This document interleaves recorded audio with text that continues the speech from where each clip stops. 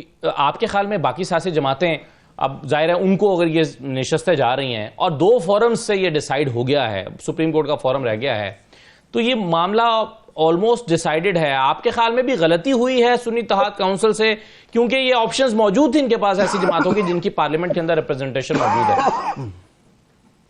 पहले तो जिस तरीके से बंदरबाट हो रही है वो तो ऐसे लगता है जैसे माले गनीमत लूटा जाता है वो।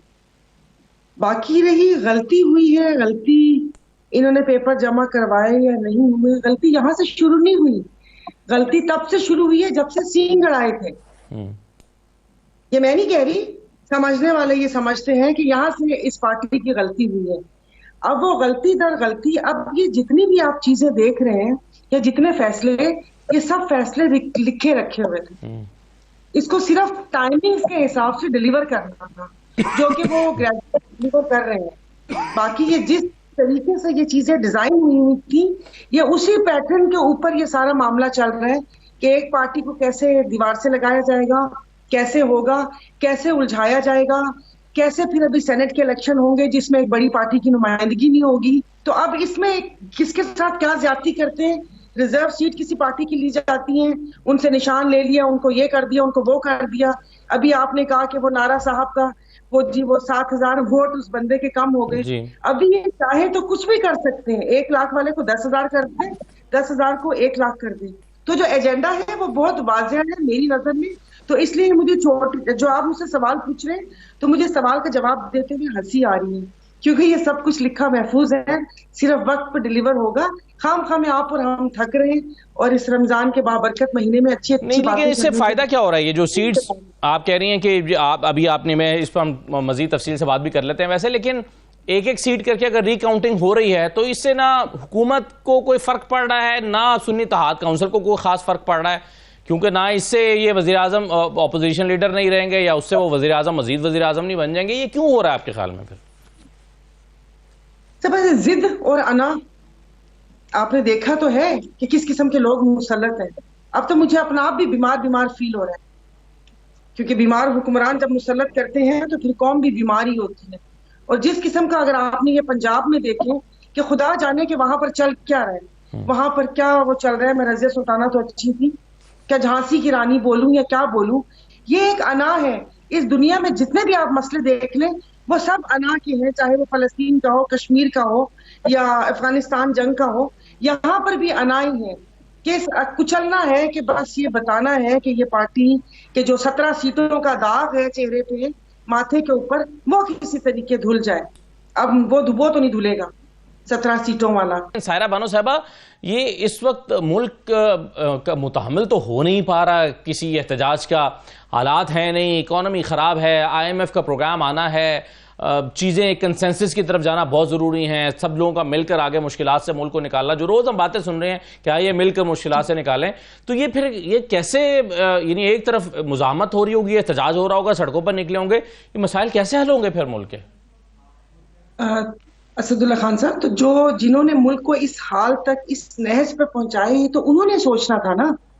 आप एक तरफ एक पार्टी को पांव के नीचे दबाया भी हुआ है, दूसरी तरफ आप उनको मुफाहमत का पैगाम दे रहे हैं, ये कैसे हो सकता है?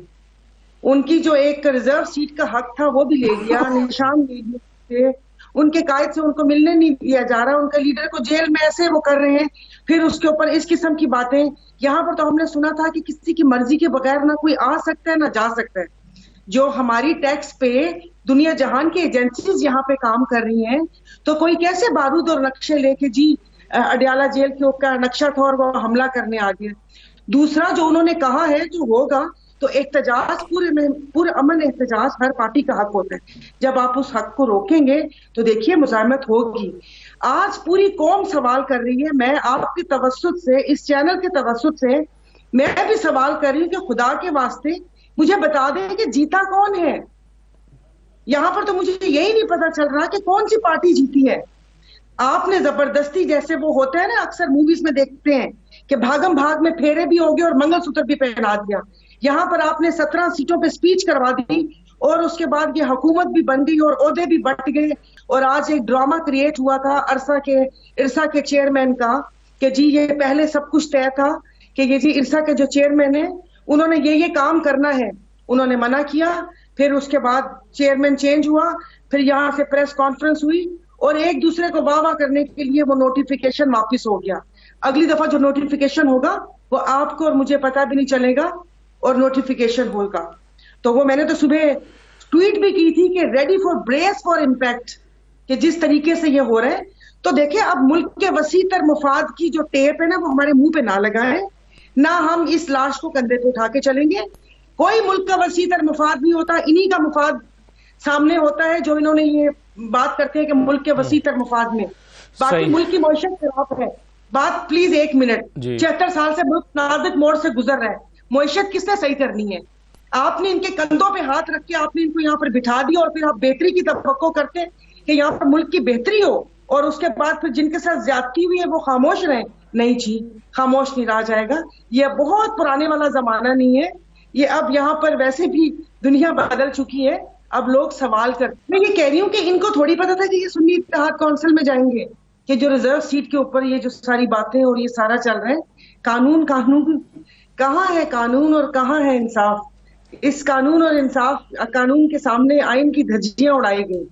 उससे पहले आपने, मैं एक बात भूल गई थी, आपने माशी इस्तेहकाम की बात की थी। हमारे मुल्क में 76 साल हो गए, आप बड़ी बड़ी नाम देखें तारीख में, तारीख भी खुद बनाई हुई है।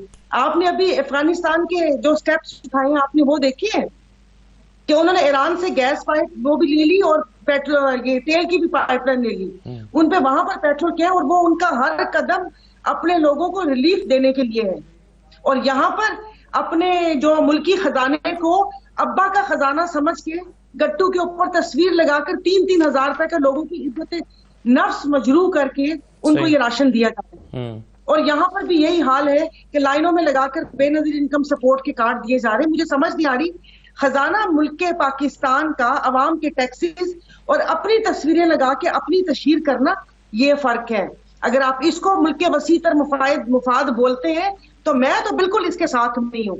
अपने पड़ोसी मुल्क अफगानिस्तान को देख लें कि वहां पर क्या हालात है, और यहाँ पर बड़े बड़े नामवर जो बड़े वो बने हुए, वहां पर कोई मुल्क का वसीतर मुफाद नहीं है। अब आप एक प्रोग्राम इस महंगाई पर कर लें, इस अपने पड़ोसी अफगानिस्तान पे कर लें कि उन्होंने ऐसे कौन से स्टेप्स उठाए जो यहाँ के अफसोस सुकरात नहीं उठा सकते। महंगाई पर तो आवाम के अभी कड़ाके तो महंगाई ये रमजान में निकल गए हैं। इस वक्त लोगों की जो घर की रोजाना के इस्तेमाल की चीजें वो लोगों की पहुंच से बाहर हैं। आलू प्याज सब्जी खरीदने के लिए लोग इस वक्त परेशान हैं और आटे की तकसीम में जो मामला हो रहे हैं। महंगाई पर तो आवाम के अभी कड़ाके तो महंगाई ये रमजान में निकल गए हैं। इस वक्त लोगों की जो घर की रोजाना के इस्तेमाल की चीजें वो लोगों की पहुंच से बाहर हैं। आलू प्याज सब्जी खरीदने के लिए लोग इस वक्त परेशान हैं और आटे की तकसीम में जो मामला हो रहे हैं।